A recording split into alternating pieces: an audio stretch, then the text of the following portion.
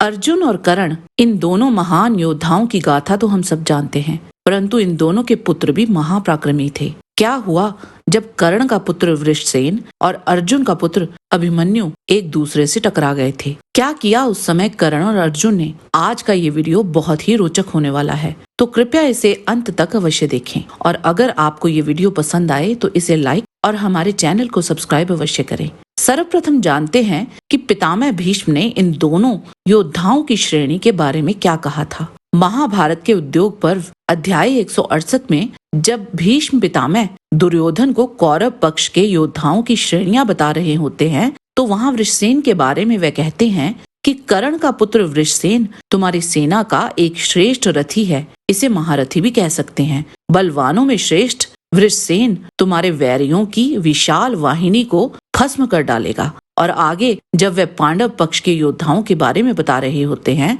तो वहां भीष्म पितामह दुर्योधन को अभिमन्यु के बारे में बताते हुए कहते हैं कि महाबाहु अभिमन्यु रथ यूथपतियों के भी यूथपति हैं। वह शत्रु नाशक वीर समर भूमि में अर्जुन और श्री कृष्ण के समान पराक्रमी है। उसने अस्त्र विद्या की विधिवत शिक्षा प्राप्त की है।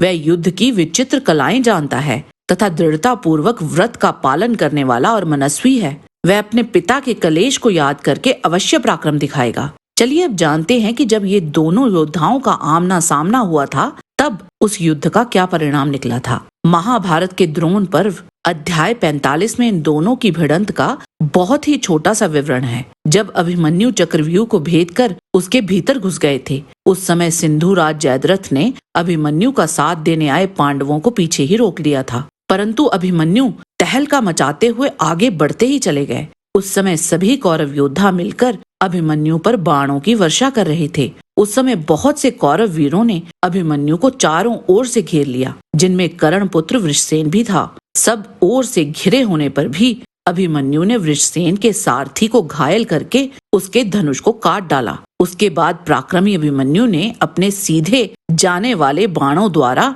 वृषसेन के घोड़ों को बींधना आरंभ कर दिया। इससे उसके घोड़े हवा के समान वेग से भाग चले और वृषसेन को युद्ध भूमि से दूर भगाकर ले गए। तो इस प्रकार अभिमन्यु ने वृषसेन का धनुष काट और उसके घोड़ों को बींधकर उसे युद्ध भूमि छोड़ने पर विवश कर दिया। वृषसेन एक अच्छा योद्धा था, लेकिन वह अभिमन्यु की बराबरी का बिल्कुल भी नहीं था। अभिमन्यु तो वो था जो कई योद्धाओं को एक साथ आसानी से और पूरे आत्मविश्वास के साथ मुकाबला कर सकता था। आगे वृषसेन को 14वें दिन जयद्रथ के कई सुरक्षात्मक घेरों में से एक का संचालन करने का भार मिला था। वहां भी वह कुछ खास नहीं कर पाया था। हाँ, युद्ध के 17वें दिन नकुल को उसने अवश्य पीड़ा दी थी और भीम नकुल को अपने रथ पर बैठा कर ले गए थे। उसके बाद अर्जुन ने कर्ण की आंखों के सामने ही बड़ी आसानी से वृषसेन के मस्तक को काटकर उसका वध कर दिया था। सच्चाई यही थी कि वृषसेन अभिमन्यु के समक्ष कुछ भी न था। अभिमन्यु तो वह था जिसने वृषसेन से कई बड़े बड़े योद्धा जैसे गुरु द्रोण, शल्य, दुर्योधन, दुशासन, अश्वत्थामा को कई बार हराया था। यहाँ तक कि उनके सामूहिक हमलों को भी निरस्त कर उन सबको पराजित किया था। तो अभिमन्यु की तुलना वृषसेन से किसी प्रकार भी उचित नहीं। अभिमन्यु उससे कहीं आगे थे। आज के वीडियो में बस इतना ही।